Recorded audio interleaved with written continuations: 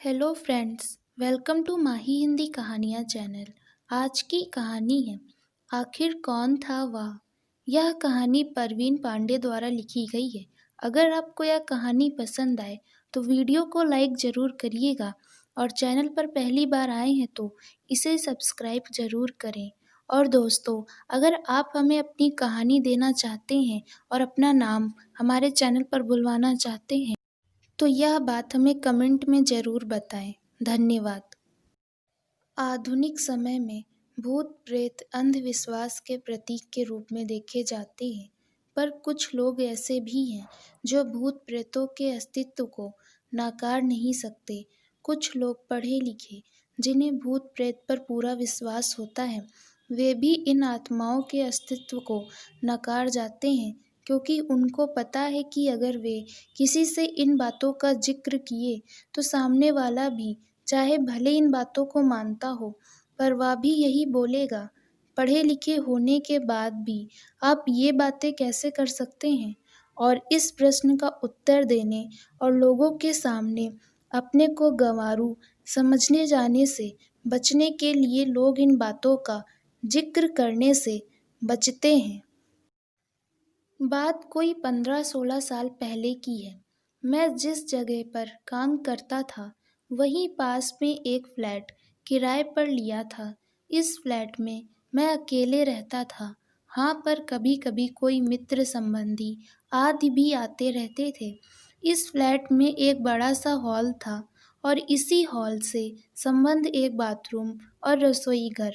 एक छोटे से परिवार के लिए यह फ्लैट बहुत ही अच्छा था। और सबसे खास बात इस फ्लैट की यह बात थी कि यह पूरी तरह से खुला खुला था।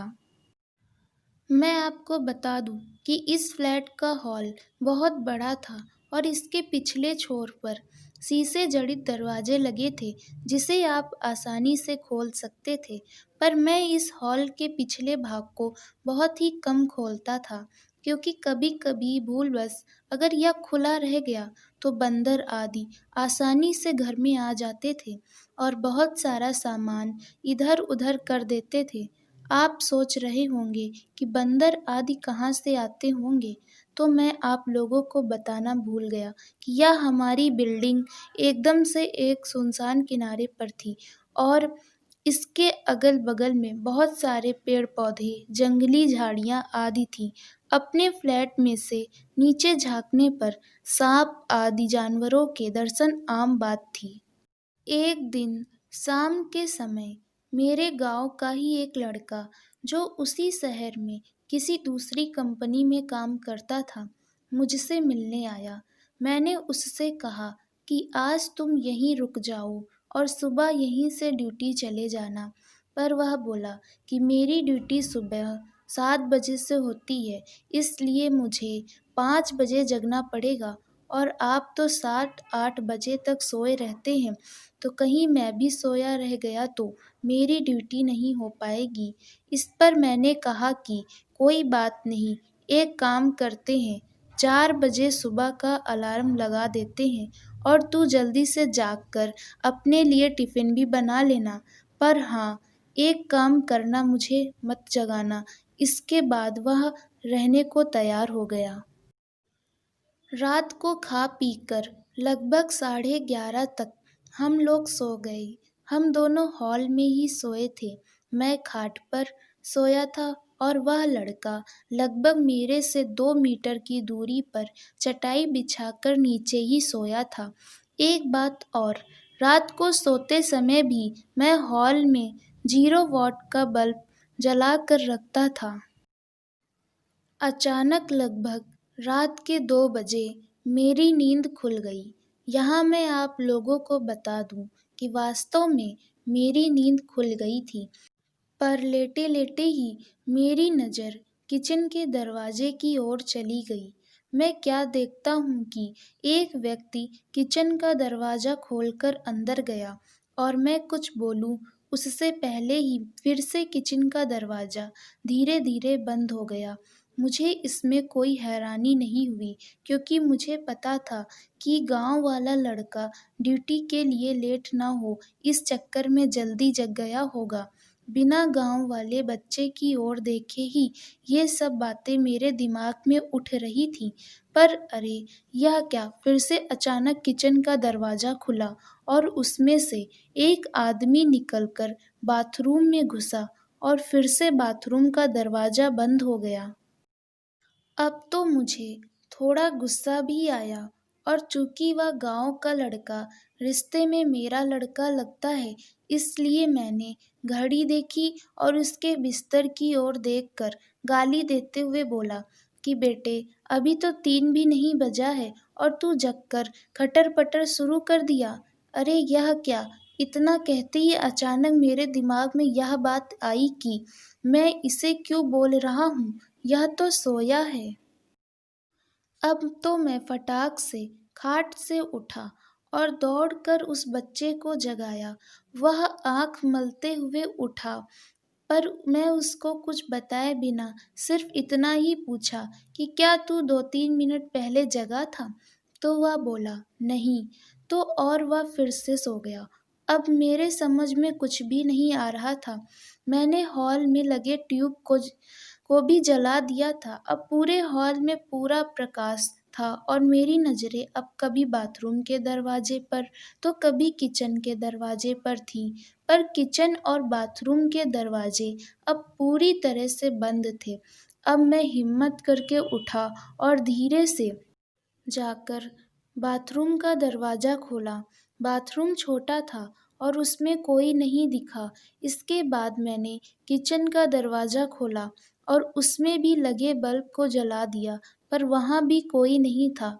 अब मैं क्या करूँ? नींद भी एकदम से उड़ चुकी थी। इस घटना का जिक्र मैंने किसी से नहीं किया।